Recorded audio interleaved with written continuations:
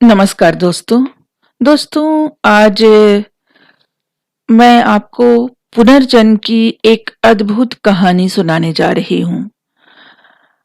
और मुझे पता नहीं कि आप पुनर्जन्म पर विश्वास करते हैं या नहीं, पर हिंदुस्तान में अगर पुनर्जन्म की कोई कहानी सच के सबसे करीब है, तो वह है जो अब मैं आपको सुनाने जा रही हूँ। दोस्तों, कहानी शुरू होती है 8 जनवरी 1902 को मथुरा के एक गांव में, जहां चतुर्भुज नामक व्यक्ति के यहाँ पुत्री का जन्म होता है, जिसका नाम रखा जाता है लुगदी। उस समय बाल विवाह हुआ करता था। लुगदी जब 10 साल की थी, तब उसका विवाह मथुरा के ही कपड़ा कारोबारी केदारनाथ चौबे के साथ कर दी जाती है। केदारनाथ चौबे की ये दूसरी शादी थी।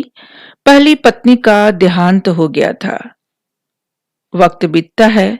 लुगदी गौना कर ससुराल आ जाती है, जहां दूसरी संतान के जन्म के 10 दिनों के बाद उसकी मृत्यु हो जाती है।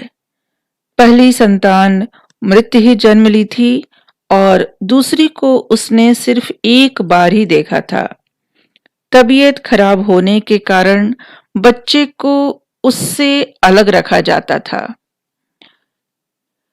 तो इस प्रकार 23 साल की उम्र में लुगदी की मृत्यु हो जाती है। यानी कि 10 साल में उसका ब्याह होता है और 23 साल की उम्र में दूसरे बच्चे को जन्म देते हुए लुगदी की मृत्यु हो जाती है। एक बार फिर केदारनाथ चौबे को पत्नी का गम सहना पड़ता है। धीरे धीरे वक्त बीतता है और मथुरा से दूर दिल्ली में लुगदी की मृत्यु के ठीक 1 साल 10 महीने 7 दिन बाद, यानी कि 11 दिसंबर 1926 को दिल्ली के एक इलाके में बाबू रंग बहादुर माथुर के घर एक पुत्री का जन्म होता है। इस बच्ची का नाम रखा गया शांति देवी। धीरे धीरे शांति 4 साल की हो जाती है। शांति 4 साल तक बहुत ही खामोश रहती है, कम बोलती है, लेकिन 4 साल पूरा करते ही वह बेतहाशा बोलने लगती है। पर घर वाले तब चौंकते हैं जब वह देखते हैं कि शांति जो भाषा बोल रही है, उसमें मथुरा की बोली और भाषा की झलक है। क्योंकि बाबू रंग का कोई भी सदस्य, कोई भी रिश्तेदार मथुरा नहीं है, नहीं वो कभी मथुरा गए और नहीं उनके घर मथुरा से कोई आया। तो उन्हें बड़ा अजीब लगा, परिवार के लोगों को बड़ा अजीब लगा कि शांति देवी ने ये मथुरा की बोली बोलना कैसे सीख लिया। लेकिन दोस्तों, कहानी यहाँ से शुरू होती है।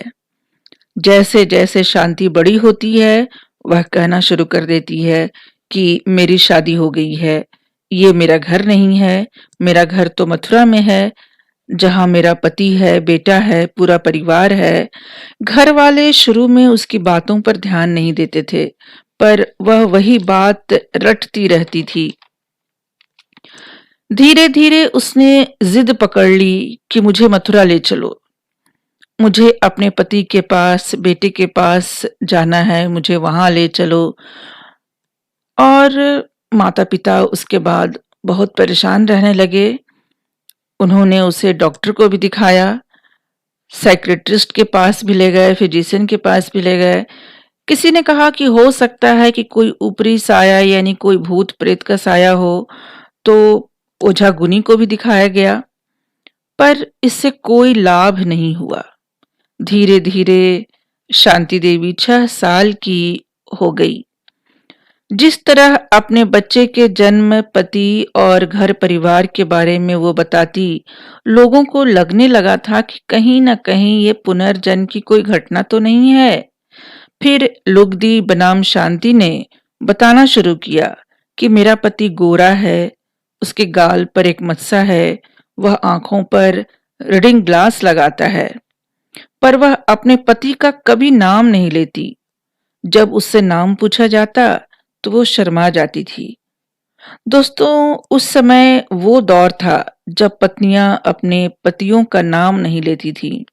बाद में ये बात शांति के पिता के एक दूर के रिश्तेदार के यहाँ पहुंची, यानी कि शांति मथुरा की भाषा में बोलती है और इस तरह अपने पति के बारे में, अपने बच्चे के बारे में सब बातें कहती हैं। तो ये बात उसके एक दूर के रिश्तेदार के यहाँ पहुंची, तो वो आकर शांति से मिले और उसके पति से मिलाने का वादा किया और उसको बहला-फुसला करके उसके पति का नाम पूछा गया। तो उसने अपने पति का नाम केदारनाथ चौबे बताया। साथ ही घर का लोकेशन भी बताया कि कहाँ मथुरा में द्वारकाधीश मंदिर के सामने उसका घर है, उसके कपड़े की दुकान है। और इसके आधार पर उसके रिश्तेदार ने उसके पति को एक पत्र लिखा, जिसमें उन्होंने लुगदी बनाम शांति के संबंध में सारी बातें लिखी। इधर पत्र मिलने के बाद केदारनाथ चौबे हैरान हो जाते हैं, और हैरानी की ये बात भी है क्योंकि उसमें जो बात लिखी थी पूरा का पूरा सच था। लुगदी के पति ने तीसरी शादी भी कर ली थी। केदारनाथ चौबे इस बात की सच्चाई जानने के लिए अपने भाई को भेजते हैं। उनके भाई पंडित कांजीलाल शांति देवी के घर पहुंचते हैं, जहां उन्हें शांति देवी से यह कहकर मिलवाया जाता है कि यही केदारनाथ चौबे हैं। पर शांति देवी का यह कहना कि ये मेरे पति नहीं बल्कि उनके भाई हैं, सुनकर सब चौंक जाते हैं। कांजीलाल शांति देवी से घर परिवार की सारी बातें पूछते हैं। वह सारी चीजें सब बताती है और उसके मुख से सारी बातें अपने घर की सुनने के बाद पंडित कांजीलाल भागते हुए मथुरा पहुंचते हैं। उन्हें बड़ा आश्चर्य लगता है और केदारनाथ से वे सभी बातें बताते हैं। इसके बाद केदारनाथ चौबे के मन में भी शांति देवी से मिलने की उत्कंठा जाग जाती है और वह अपने बेटे नवनीत लाल चौबे के साथ 12 नवंबर 1935 को शांति देवी के घर आते हैं, जहां वह अपने पति और बेटे को पहचान जाती है। एक पूरा दिन केदारनाथ चौबे शांति देवी के साथ बिताते हैं और उससे अपने और लुगदी देवी के संबंध में कुछ अंतरंग बातें पूछते हैं, जिसे शांति देवी हर उस संबंध के बारे में जानकारी देती है जो उन दोनों के अलावा तीसरे को नहीं पता था। केदारनाथ चौबे ने शांति के पिता से कहा कि सारी बातें सिर्फ उन दोनों तक सीमित थी। शांति देवी कैसे जानती हैं मुझे नहीं मालूम। बाद में रात को जब जाने लगे तो शांति देवी भी उनके साथ जाने की जिद करने लगी थी, पर किसी तरह उसे रोका गया। शांति देवी उर्फ लुगदी के पुनर्जन्म की बात मथुरा दिल्ली होते हुए टाइम्स मैगजीन में भी छपती है। इतने सारे प्रमाण देने के बाद भी अफसोस शांति देवी ससुराल नहीं जा पाती हैं, क्योंकि बहुत सारी इसमें बातें थी, कानून, समाज, उम्र आदि। लेकिन कहते हैं शांति देवी ने इस जन्म में विवाह नहीं किया। वह अपने को हमेशा केदारनाथ चौबे की पत्नी ही मानते रहीं और इस तरह 61 वर्ष की उम्र में, यानी कि 61 वर्ष की उम्र में शांति देवी की एक बार फिर मृत्यु हुई। तो दोस्तों, है ना ये पुनर्जन्म की एक आश्चर्यजनक घटना।